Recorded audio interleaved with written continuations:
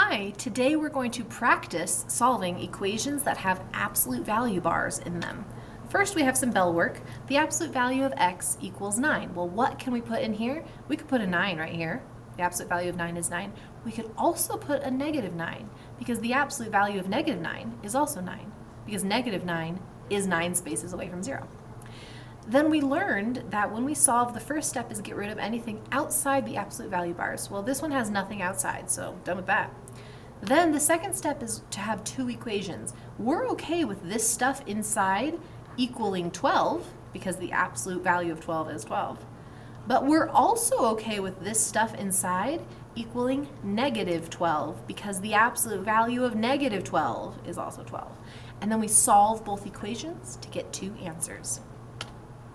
Okay, our goal today, I forgot to write the goal, is to solve absolute value equations. We're practicing that. And so here's some practice. We've seen this before. We just know this could equal 8 or negative 8. Okay, there's nothing outside the absolute value bars, so we can skip step 1. And the second step is that I'm okay with anything in here equaling 6, and I'm also okay with everything in there equaling negative 6. And then we solve. Add 2 to both sides, and you'll get x equals 8. Add 2 to both sides, you'll get x equals negative 4. Okay, we know that the absolute value of can't equal a negative number because the absolute value of something is always going to be a positive number, so this one's just not possible. Okay, there's nothing on the outside of the absolute value bars, so we get to skip to step 2.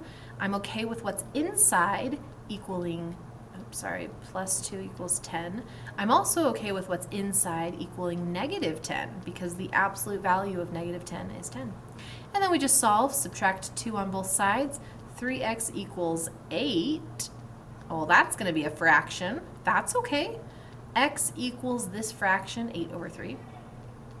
Subtract 2 on both sides. 3x equals negative 14. Going to be another fraction here, or decimal, but it'd be a repeating decimal, so we'll leave it as a fraction. And that's okay. This has something on the outside, so let's get rid of it. Subtract 4 on both sides of the equal sign. Now we have the absolute value of 2x plus 5 equals negative 1. Well, we know there's nothing we can put inside here and then take the absolute value and get a negative 1. So this one is not possible. Okay, some more practice. So that one was on paper practice, and now we would do some whiteboard practice. Subtract 2 on both sides, because this is outside the absolute value bars, and we get the absolute value of x minus 7 equals 0. Here's one of our special cases where you don't split it up into we want x minus 7 to equal 0 and x minus 7 to equal negative 0. There's not a 0 and a negative 0. So we're only going to have one answer. And in this case, we're going to add 7 to both sides, and we'll get x equals 7 as our one answer. Okay, we get rid of the thing on the outside. Oh, sorry. That's supposed to be a minus. It is a plus 7, so we do minus 7 on both sides of the equal sign. We got another 0 situation going on here. The absolute value of 3x plus 12 equals 0. So again, we don't split it into 2. We just have 3x plus 12 equals 0. Subtract 12 on both sides, and then divide by 3 to get negative 4. Okay. Outside the absolute value bars, so we want to get rid of it. Subtract 7 on both sides. Gives us a negative 5. We know this is going to be not possible because there's nothing we can put inside the absolute value bars and then take the absolute value and then get a negative number. That's not going to happen. But this one, notice how it's very similar to what we just did, except now we're doing 9 minus 7, which is a positive 2, which is very possible.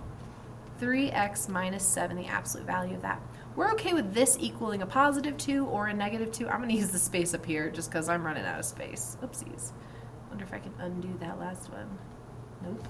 That's supposed to be a minus 7 equals 2. And we're okay with 3x minus 7 also equaling negative 2. Add 7 to both sides of the equal sign. 3x equals 9, so x equals 3. And add 7 to both sides of the equal sign. 3x equals 5. Divide by 3, and that's going to be a fraction right there. Those are your two answers, 3 and 5 over 3. Okay, this one's a little blurry, but that's okay. Subtract 8 on both sides because we want to get rid of the things outside the absolute value bars. And now we have the absolute value of 2y minus 7 equals 25, 24, 23, 22, 21, 20, 19, 18, 17. And I'm okay with 2y minus 7 equaling 17. And I'm also okay with 2y minus 7 equaling negative 17. And then you just solve both of those equations. Then we had some time for homework and our bell work. I'm sorry, our exit ticket. Get rid of what's outside, subtract 4 on both sides. 1 minus 4 is negative 3. This one's going to be not possible because there's nothing you can put inside the absolute value bars. Then take the absolute value and get a negative number. This one, subtract 5 on both sides. So the absolute value of negative 2x plus 1, so these are our absolute value bars, equals 3. And then that means we're okay with negative 2x plus 1 equaling 3, and we're okay with negative 2x plus 1 equaling negative 3. And then you solve both of those equations. That was practicing absolute value equations. You got this.